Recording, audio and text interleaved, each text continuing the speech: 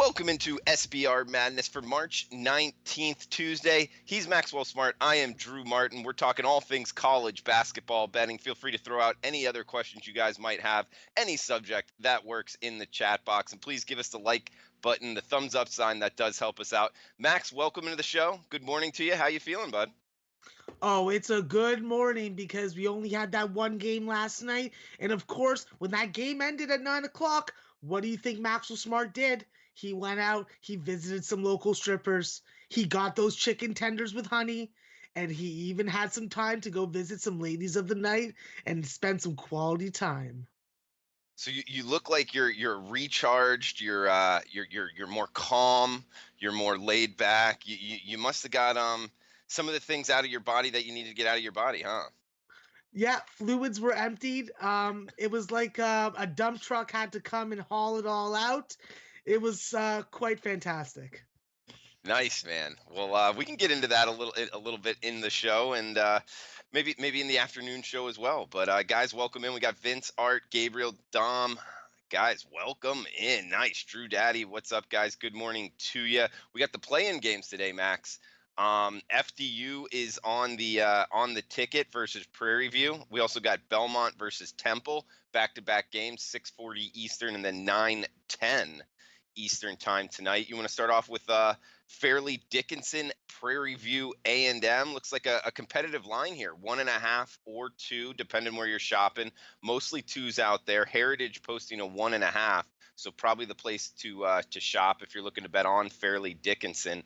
Over under 149.5. Man, tell us about these two 16 seeds, man, and which way you're looking to bet.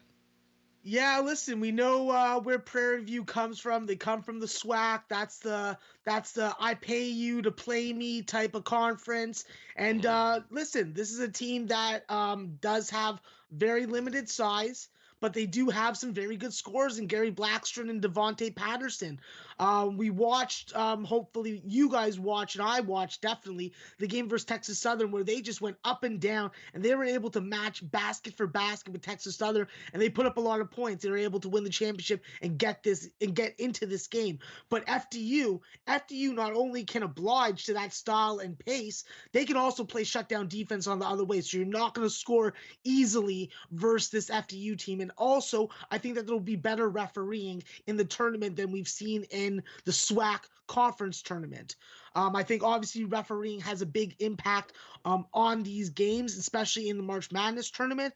And I think that when you got the size of Caleb Bishop and Mike Holloway Jr., you have the advantage. You can slow this game down. You can feed your big boys, and your big boys can oblige. Listen, Caleb Bishop's coming off a championship game where he put up 20 and 11 with 2 blocks. Mike Holloway Jr., he was on a tear before the conference tournament started and into the conference tournament. He's a dominant player. He just needs to stay out of foul trouble. And when you have the guard depth that this Fairleigh Dickinson team has with Jahiel Jenkins and Darnell Edge, you just have advantages all throughout the lineup. And there's no other way that I can play this game except FDU and the over. I think points are going to get scored. I think teams are going to go to the free throw line. But I do think that FDU is victorious and they move on to play as a 16 seed in the tournament. All right, and they get the prize of going up against a 1 seed and likely out, but still look at a tournament win. Max, I got to follow this up with what kind of name is Fairleigh Dickinson for a college basketball team? I feel like the school's named after some sort of historical colonial figure. So that would be my guess. If you had to guess, what do you think? Civil War, Revolutionary War, Spanish-American War? I would probably go to Civil War because a lot of institutions got their name, I believe, based on my limited American history knowledge, after the Civil War. All right, well, guys, in the any history buffs out there in the chat box, let us know what Fairleigh Dickinson is all about. Drew Daddy took 400 from my bookie this week. Got to keep it going. Nice, man. That's always a good sign there. Near $500 from the bookie, and it's only Tuesday. Chai, Archie, looking at this Davidson-Lipscomb game. Davidson, such a shallow bench, and Lipscomb a deep bench. Something interesting there. Short turnaround for some of these teams. Something to definitely keep an eye on. Red Girl, welcome in the chat. She's got her videos on Twitter. I saw some unders that she hit just last week. Same here. Hoped you tailed my Utah full game under last night. It was on the NBA pod. Good stuff, Red Girl. A lot of games today. Yeah, guys. So Max, how's this working? We got the NIT tonight and short turnaround as far as the selection because they had to wait until after the selection committee picked their games. You all right there, man? Yeah, no, I'm just looking for my phone. Okay. Oh yeah, I gotta send out the tweet too. So no worries, man. I got to do the same. But yeah, so NIT tonight. Do you think that there's more value in these play-in games or in the NIT? I think that there's more value in the NIT tonight just because you're going to have the different rules. You're going to have the extended 3-point line. The free throw lane is widened 12 to 16 feet, so that's more NBA. And of course, the shot clock is going to be resetting to 20 seconds after an offensive rebound instead of 30 seconds. And then the fouling situation. So it's 5 fouls, no 1-and-1. If you go into the bonus in a quarter, it resets quarter to quarter. So yeah, I think that it's going to be real interesting. I think that it may favor overs, but the NIT is more about situation and motivation. So I think that there's more value there if you can get hardcore into it. And there's quarters, so there's 4 10-minute quarters. Yeah. Okay, interesting. And yeah, the fouls will reset, so it should favor overs, but the extended 3-point line may not. It'll be interesting to watch the first game and then use that to go into the second game. But yeah, you could be onto something. Maybe just going towards the overs, unless you think the market has overcompensated for it. Chai Archie in here. Remember, these small tourneys still have home court advantages. Absolutely, I believe the lower seeded team, meaning the better seeded team, is at home. Vic, hail to the victors. Welcome in, man. How can you possibly think the West region is the weakest? I don't know, Max. You think the West region is the weakest? No, I don't think the West is weak at all. When you have Michigan there and you have Syracuse and teams like Marquette and Murray State and Florida State, I don't think that's weak. If anything, I'm looking at a weak region as being the South region with Virginia in it. So Virginia's going to eat up whoever they have to go through in that region. So at this point, you can't really call. I shouldn't even call the South weak, but these are all the 68 best teams in college basketball, supposedly. So I guess none of them are weak. Yeah, I'm pulling it up right now, but I think that the West region was the one with Gonzaga, right? Yeah. Yeah. Gonzaga, I don't know. Syracuse. In my opinion, it is the weakest. We got the weakest one. We got the weakest two, in my opinion. But I guess to each his own. All right, Max, let's break down some games, man.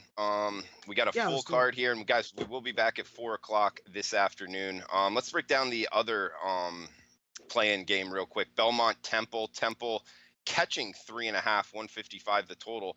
Temple had a quick exit out of the AAC tournament. Wichita State came up and got them, but down the stretch was playing pretty good guard play here. I think Temple plus the points is the side, Max. How are you viewing this one? Yeah, obviously it's really hard to go up against Belmont. Belmont's a 19-10-1 ATS team on the year. They're 12-3 on the road, so they've rewarded their backers on the road. This is a road game where Temple just hasn't been as dominant. They've been more home dominant and less, but they play in a more competitive conference. So you have to give them some credit there. Yes, the Wichita State game was very unexpected. I was on the Temple side in that game. And the fact was, Murray State was able to subdue Belmont. Belmont was definitely favored in that game. They just did not shoot the ball well enough, and they got killed on the glass. I believe that's the reason why Murray State was able to win that game. And I think that it's obviously going to come down to the big three for Temple, Pierre-Louis, Alston Jr., and Rose. If you're going to get 60 points from them, I think that you can beat this Belmont team because it's going to be hard to slow them down. Obviously, Nick Muzinski playing really doesn't make a big difference to me because it's all about Windler. If he's having a big game and getting on the glass, Belmont's going to definitely be worth a look. But based on competition, strength of schedule, what they've done versus top 25 teams, I'm going to be taking the points with Temple tonight. Yeah, I like Temple too. So I love hearing that you're on the same side as me. I was thinking about taking this, haven't locked it in yet. We got Adam saying, Max looking sharp today, ready for the big dance. Yeah, I think that was more a chirp and not a genuine statement. No, man, that shirt looks good, man. Does that even have a collar? No, but this is a shirt that I wear all the time for the show. I have a bunch of shirts that I wear for the show. Then I have a bunch of shirts that I wear to work. I have a bunch of shirts that I wear to the club. I have a bunch of shirts that I wear certain places. This is a shirt that I can throw in the laundry machine, wear every week, and I know that it's not going to tear down or look too grungy. So it's early in the morning. I can't be expected to beautify myself up. The only thing that I can be expected to is be ready to support local strippers and get 420'd up. Yeah, well, 4:20, maybe a little later in the day. Did you wake and bake today? Of course I did. I've been up Is since that an 5 in the everyday morning. thing? I've been up since 5 in the morning capping these games. It's like Nice, I'm man. not gonna take a sip of bourbon, but I will indulge one of my other vices. Wait until later in the day for the bourbon. We got Tony saying everyone is on Temple, but the line hasn't come off 3.5. I smell a trap. That could be a good point there. Auburn is ready for the dance. That's from Freddie. Max woke up like that from Drew Daddy. UCF beats Duke. Jay Coley saying that. I got my UCF national championship shirt on, so I'm rooting for the Knights here to come out. They got to beat VCU first, though. That's going to be a hell of an 8-9 matchup, Max. I don't think it's going to be that hell of a matchup because there's no Marcus Evans for VCU. I think if Marcus Evans is in the game for VCU, I think that's a different story. I think that this may be a little more one-sided, a more resemble the way that UCF played against Memphis, and they may be returning the favor. Damn. Okay, that could be a good that could be a good sign. All right, man. We got NIT. Do you want to touch any of these games on the early show, or you want to wait until the late show to catch all these smaller conference games, smaller tournaments? I'm good. I'm good with talking with a whole bunch of them. I've already laid a bunch of bets on these, so I would obviously want to talk about this Arkansas Providence game. It probably has the most interesting storyline to it. And All right, let's talk it. yeah, I'm good with talking whatever games that you're interested in talking about or whatever the chat wants to talk about. So if they want to throw a couple games into the chat that they want to talk about when it comes to some of these smaller tournaments. I've capped all the games. I've laid most of the games. If I feel comfortable enough, I'll throw the pick out. If not, I'm going to wait on till later in the day till I get more confirmation of my capping. So Arkansas Providence, this is a real interesting matchup because what we haven't seen in the last couple years are teams, Power 5 teams, best players declaring for the draft, saying I'm not going to play in the postseason tournament and basically quitting on their team. Well, that's what we have with Arkansas. Some people are of the ideology that this gives Arkansas more motivation and more value. But the way that Daniel Gafford operates in their offense, I don't think that they're going to have enough practice time to alter it, change it up, and get the guys who are going to have the ball in their hands and the most important difference makers the opportunity to get that experience. I think that Providence is healthy. I think that I've already consulted with one of my Providence Friars experts, Dean Williams. He's already suggested that I get on Providence first half and full game. After looking and capping into the game, I'm going to get on Providence first half. I'm getting on Providence full game. I got 3 first half and I got 5.5 full game. At 6 right now, I'd still take it, but obviously you're setting yourself up for a possible push. Man, that's an interesting dynamic at play here, and I don't think it bodes well for the NBA prospect leaving his team like that.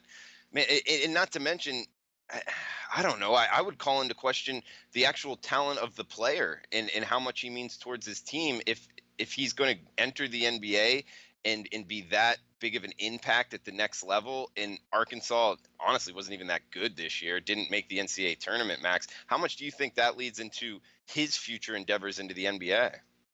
Yeah, of course, when you're in the pre-draft process, you get interviewed by team staff, and they're always looking for things about your morals, your character, your ethics, and obviously this is going to be a big X when it comes to ethics and loyalty. For Daniel Gafford, but I think that Daniel Gafford has NBA talent. He has NBA size, NBA quickness, and NBA scoring skills. So I personally don't agree with his decision, but I do understand where he's coming from, as you never know when you're going to get a freak injury. And we've seen guys end their careers with the same kind of potential in these scenarios.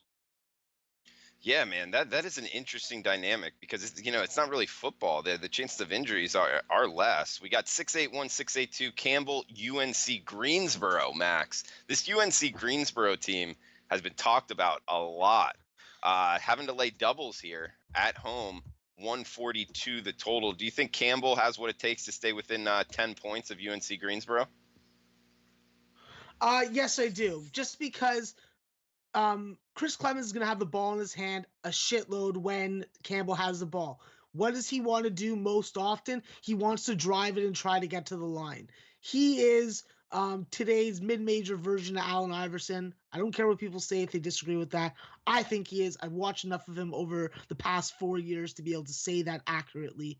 And I think that you want to give me 10 or 11 points with this Campbell team versus Greensboro. The fact is, Greensboro should have made it into the tournament, and Oregon stole their freaking bid.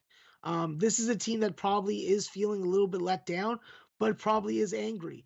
I just think with a game-breaking scorer like Chris Clemens, and you want to give me that many points, I think that you got to take it. You do have some good size for Campbell and Andrew Udy. He's going to have a tough matchup against my favorite big man in the Southern Conference in James Dickey. But I just think that the way that Greensboro has played at home when they're laying double digits so far this year, it's more profitable to take the dog. I think Campbell can outright win this game. All right, so Campbell adds plus the points you're liking, and maybe sprinkle a little bit on the money line. Numbers on Belmont look good. We got, didn't VCU's best player get hurt? Yep, you got it, Drew Daddy. So that's what Max's point was too. Moving down on the chat box, we got Red Girl in the house asking for a couple games as well. Got to find that here. Mr. Puckline, it's a locker room issue. Athletes who intend to go into the draft will no longer play in the NBA, according to Jansen, or will no longer play in the NIT, according to Jansen. Max, what were you going to say? Oh, I think that Red Girl wants to talk about Hofstra, and I wanted to oblige her by doing that. Let's do it. Yeah, this Hofstra versus NC State game is obviously a very interesting spot because you have a Hofstra team that is going to be able to go back and forth to a zone, and we've seen NC State be able to be successful at shooting over this zone. I think that Hofstra, with a game-breaking scorer, Justin Wright Foreman, and a very solid point guard and Dize Butte, I think that they have a good shot to be able to go on the road and stay within this number. I obviously rather get double digits and not the 9.5. I'd probably be interested in buying the point. And the fact is that this Hofstra team plays very good on the road. They've been profitable to their bettors. They're a team that can score 80 plus points a game. Obviously, they didn't have that successful of a non-conference season, and they did a lot of damage versus teams that they were very familiar against. But when you look at this Hofstra Pride team, you don't just have Justin Wright Foreman as 27 points a game, 42% from the three. You have Eli Pemberton, who is a solid Robin to Batman. He does hit his threes. He's not afraid to drive to the bucket. He gets to the free throw line with some good consistency. And it's just going to be about, for me, how the big men play. And that's Jaquil Taylor. That's a guy like Tariq Coburn. I think that Jaquil Taylor tonight, his work on the glass is going to be key. He's a great mid-range shooter. He's shooting 72% from the field. He's grabbing 8.5 boards. This is a guy that I look to make an impact tonight and be able to help Hofstra stay within 10 points. I think that the best way for Hofstra to play this game is to play as slow pace as possible, limit possessions, but they just have to make sure that they're being efficient from the field and not allowing NC State to speed them up too much. Good stuff, Max. And you can follow Max on Twitter at MaxwellSmart420. Max, we did get a couple questions on Twitter. One from Sal Scott. He was asking about Creighton -9. We have the Creighton game here, 689, 690. Loyola versus Creighton, -9, 136.5 the total. And also he's thrown out there Marshall versus IUPUI. Obviously going to be both teams running up and down the court, and we got a 167.5 as the total. He was leaning towards the under in that. He had those two questions for tonight's card. You got anything on those two games? Yeah, definitely looked at the Marshall game. Really excited about how Marshall's been playing, and I think that it's a really good opportunity for them to continue doing so. They're on their home floor, where I think that they are more confident. They are 12-3. They have been pretty brutal to their backers. ATS is no friend of theirs, but you have to look at what they've been doing recently. And this is a team that struggled in conference ATS. They struggled, frankly, in non-conference, but I think that they just need to find some extra scoring depth. They have found that in Tavion Kinsey. He is the future of this Marshall program, and I look for him to have a big game tonight. I am ignoring the 2-5 ATS numbers when they're favored by 7.5 to 9.5 points. I'm discrediting that, and I'm going and looking clearly at what they've been doing recently, because that's what makes a difference to me at this time of year. This is a team that is not jumping out to big leads in the first half, but they are coming out after halftime, making good adjustments and dominating. They're +10 when it comes to second halves when compared to IUPUI. Don't get me wrong. Cam Justice is a great player for IUPUI. I just don't think that they're going to be able to shoot and play at the pace with Marshall. Obviously, they need to get to the line more than 14 times a game. That's just not going to be good enough against Marshall. And they got to play good three-point defense, which at almost 40%, that's not going to cut it. This is a Marshall team that's going to hit 12, 13 3-points a game. So the only way for me to play this game was Marshall. I jumped on it at 7 and 7.5. I think that Marshall romps this game. I think IUPUI just isn't prepared for the pace and the ball movement and spacing that Marshall's going to throw at them. The spacing that Marshall's shown in the last 5 games has been exceptional. Yeah, and it's a game that's going to go definitely up and down. He also had a question on Colorado and Clemson. I guess we could wait till the afternoon show for some of these games, Max, but if you got anything real quick, feel free to throw it out on those two. Yeah, definitely looking towards Wright State simply with the points. I think this is just too many points for a team that maybe doesn't want to be playing in this tournament. A lot of seniors, obviously, they want to get their last games, but I would be looking at the points at this many. And then Colorado, it's simple. If you missed the boat and you didn't get 3.5 or 4 on Colorado, I think that you're getting the ass end of the line. Okay. We got about 5 more minutes, guys. In the chat box, feel free to throw out whatever you want to hit on, just quick hitter style. We're asking Jansen throwing out big schools, even motivated at this point to fully compete tonight. I mean, we are seeing some big numbers, some 19s and 20s out there. Indiana laying 18.5. I mean, Indiana hasn't been, lights out week in, week out. I'd say motivation could be an issue there for the Hoosiers. Also, Clemson laying a big number. Even teams like Texas, laying almost doubles here. I think motivation could be an issue, Max. How do you handicap that? Yeah, absolutely. There's some teams that want to get into the tournament that failed in their conference tournament. Those are teams that I'm probably looking to bet on. There's teams that failed and had the bubble burst on them, those are probably teams that I'm looking to fade. And I'm looking to fade teams that have a lot of guys that I think that are going to leave as underclassmen to go to the draft. So a guy like Romeo Langford, I don't expect him to come back for a sophomore season. So maybe he's just ready to move on from this, and the NIT just isn't as magical as getting into March Madness. So there's a lot of teams like that.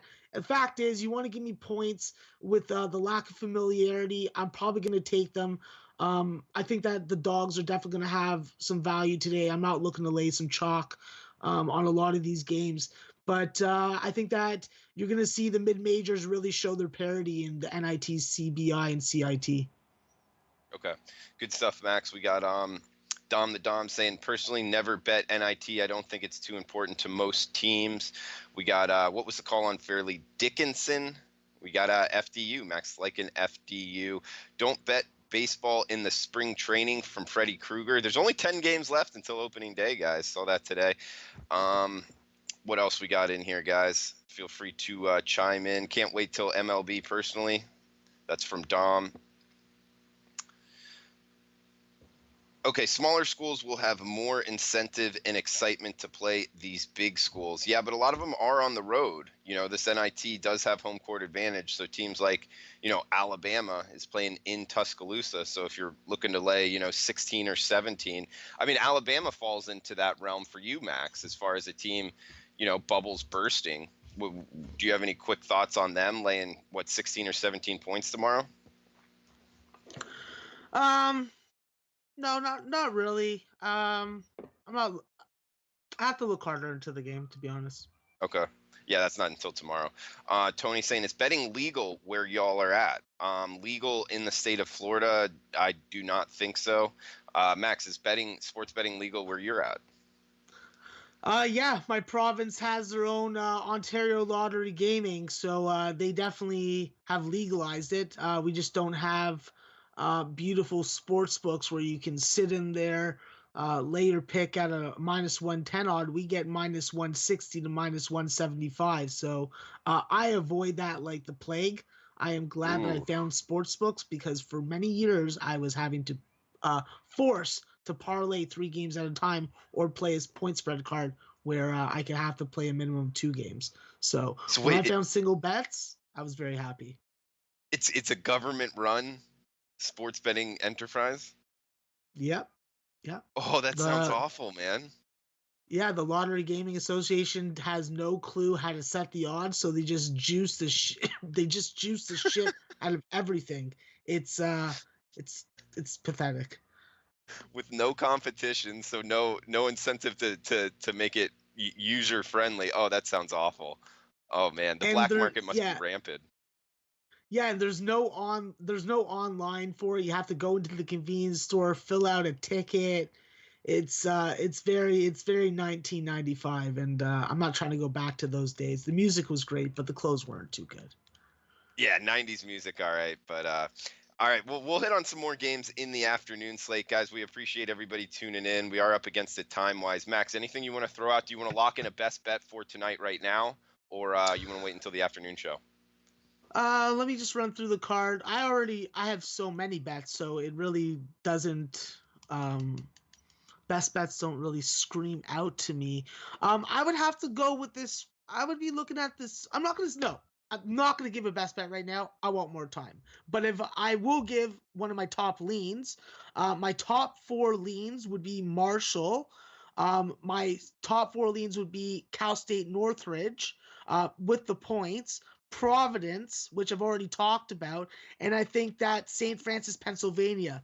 Those are my top 4 leans for your afternoon study. I will give you guys finalized bets on them in the afternoon show. Okay, that sounds good. Chris, yeah, we discussed Fairleigh Dickinson, the first game we did. Clarence, good morning, Drew and Max. Love your show. Thank you, Clarence. Guys in here doing a lot of 420 in the chat box. We appreciate that. Have at it, guys.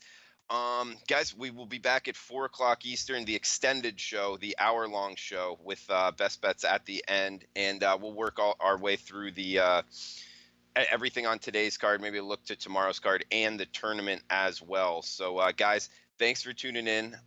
Best of luck with your afternoon study, and we'll be back at 4 o'clock Eastern. Please join us talking NIT, tournament, CBI, whatever games you guys want to talk about. We'll have it. He's Maxwell Smart. I'm Drew Martin. Thanks for tuning in, guys.